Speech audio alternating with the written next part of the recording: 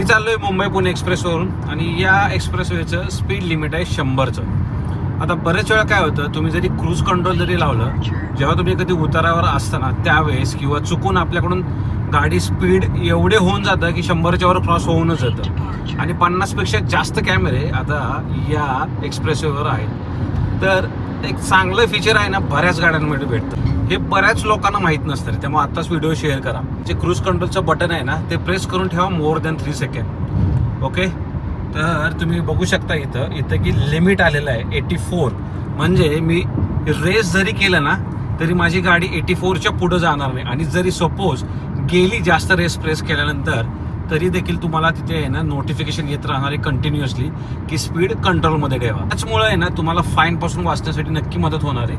आता मी दाखवतो, मी 84 लावले ना, बघा आता स्पीड लिमिट आहे ना, ते मला इन्फॉर्म करत आहे की बाबा वर गेलेलं आहे, लिमिटच्या बाहेर